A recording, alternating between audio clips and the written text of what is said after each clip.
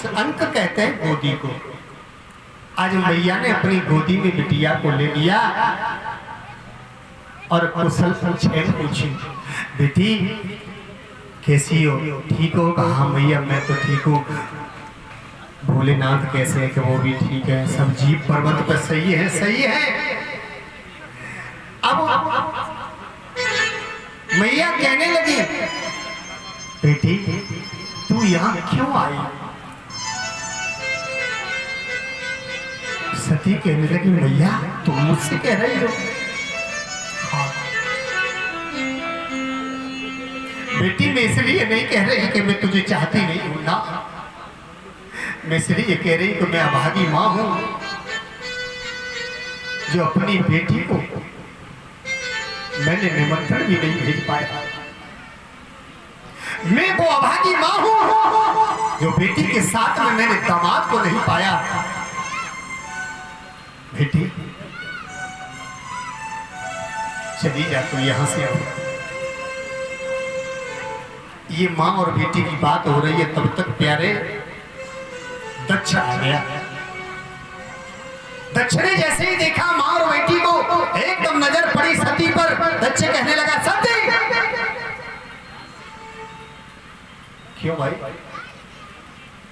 कैसी आई? सती कहने लगी, क्या पिताजी? पिताजी आप हमसे कह रहे हैं? हाँ। क्यों? ये मेरा घर है, मेरे पिता का घर है, मैं आ नहीं सकती अपने घर। दक्ष प्रजापति कहने लगे, तू मेरी बेटी थी, तेरा घर था, लेकिन अब ये तेरा घर नहीं है। तू मेरी बेटी नहीं है, मेरी बेटी ये 15 है, और तू तो उस भोले की अर्धांगिनी है, उसकी पत्नी हो सकती है, लेकिन मेरी बेटी नहीं हो सकती। सती कहने लगी, नहीं पिताजी, दुनिया वाले मुझे दक्ष की बेटी के नाम से जानते हैं, आपका खून मेरी रगों में दौड़ रहा है, मैं आपकी बेटी हूं। दक्ष कहने लगे, सती तू यहां से चली जा, नहीं तो अच्छा नहीं होगा। सती कहने लगी, पिताजी मुझसे बात करो। दक्ष कहने लगे, मेरे पास में समय नहीं है बात करने का। लेकिन विचार करना प्यारा। सती आगे बढ़ गई, दक्ष आगे और चले गए। सती उधर को गई जहां यज्ञ हो रहा है, यज्ञ का अनुष्ठान हो रहा है, सुहा सुहा की ध्वनि गुंजायमान हो रही है। सती पहुंची, लेकिन जैसे ही देखा यज्ञ पे स्पष्ट लिखा है कि इस यज्ञ में सभी को भाग है, लेकिन इस यज्ञ में भोले को कोई भाग नहीं देगा।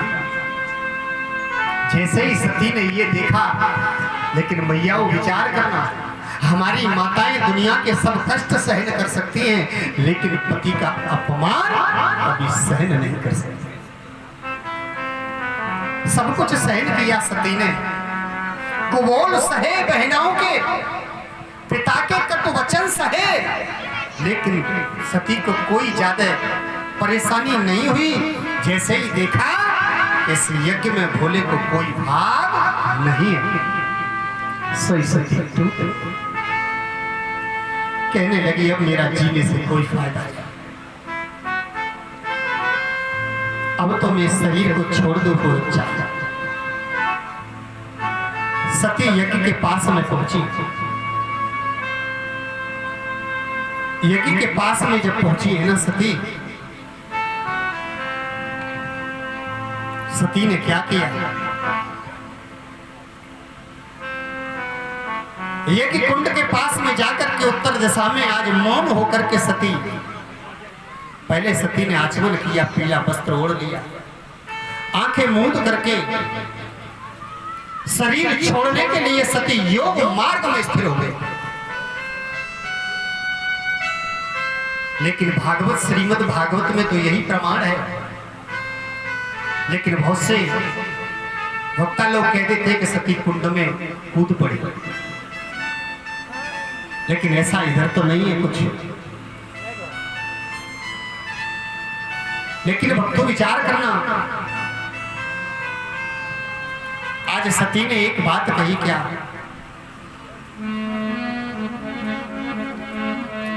आसन को सती ने स्थिर किया है, प्राण और अपान को एक रूप में करके नाभ चक्र में लेकर के आई सती, स्थित किया है। उड़ान वायु को नाभ चक्र से ऊपर लिया और जब ऊपर उठाया सती ने धीरे धीरे बुद्धि के साथ में हृदय में आकर के स्थापित कर दिया। सती ने सारी हवा को कहां रोक दिया? इसे हृदय में आकर।